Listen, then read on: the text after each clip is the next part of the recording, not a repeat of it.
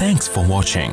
Don't forget to like, comment, share and subscribe to Mufti Tariq Masood, famous scholar.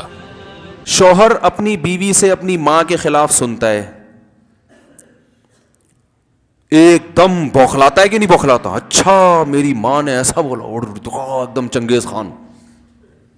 بھائی ہو سکتا ہے مبالغہ کر رہی ہو, جھوٹ بول رہی ہو. نہیں بھی بیوی میری جھوٹ نہیں بولتی, تو بھائی اس کا مطلب تمہاری ماں غلط ہے. پھر اس کے بارے میں فوراً فیصلہ کر لیا کہ وہ غلط ہے, اس کے بارے میں کہ یہ غلط نہیں ہو سکتی, یہ بے اعتدالی ہے یا نہیں؟ اس طرح ماں سے سنتے ہیں اپنی بیوی کے خلاف, ایک دم برغلا جاتے ہیں. کس کے خلاف؟ بیوی کے خلاف.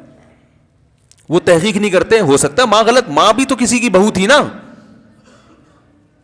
تو بھائی ہو سکتا ہے ماں غلط کہہ رہی ہو, مبالغہ کر رہی, ایسی اتنی ہو نہیں جتنی اس نے بڑھا کے بیان کر دیا ہو. دیکھو شریعت کا اصول یہ ہے کہ جب کوئی کسی کے حق میں گواہی دے گا تو اس کا قریبی رشتہ دار نہیں ہونا چاہیے. اسی طرح اصول یہ ہے کہ جب کوئی کسی کے خلاف گواہی دے گا تو شریعت کہتا ہے ان کے درمیان پہلے سے کوئی بغض نہیں ہونا چاہیے, ورنہ یہ گواہی قبول نہیں ہوگی, کیونکہ یہ بغض اس کو مجبور کرے گا غلط گواہی دینے پر. یہ اصول اسلام نے بنا دیا.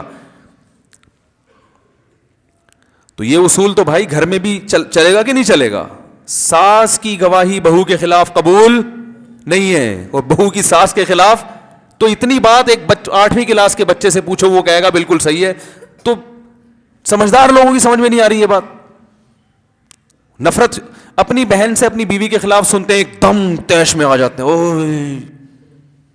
او بھائی وہ تمہاری بہن ہے, وہ اس کی بہن تھوڑی ہے, صحیح ہے نا؟ اس کی تو وہ اس کی تو دشمن ہے. وہ یہ سمجھ رہی ہے کہ اس نے میرے بھائی پہ قبضہ کر لیا. یہ بھائی پہلے تو ہمارے لیے تحفے لایا کرتا تھا اور ہمیں گھمانے لے جاتا تھا, اب جب سے بیوی آئی ہے زیادہ تنخواہ تو اس کو دے رہا ہے, تو اس کی تو وہ حریف ہے.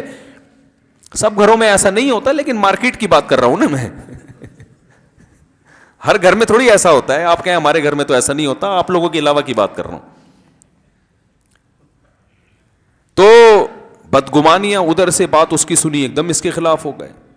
رسول اللہ صلی اللہ علیہ وسلم نے ارشاد فرمایا الرفق ما کا, کہ ایسی پیاری حدیث ہے, پڑھنے میں بڑا مزہ آتا ہے. عمل ہم سے بھی ہو نہ ہو, اللہ ہمیں بھی توفیق دے, لیکن حدیث کے الفاظ کو پڑھنے میں بڑا مزہ آتا ہے. فرمایا صحیح حدیث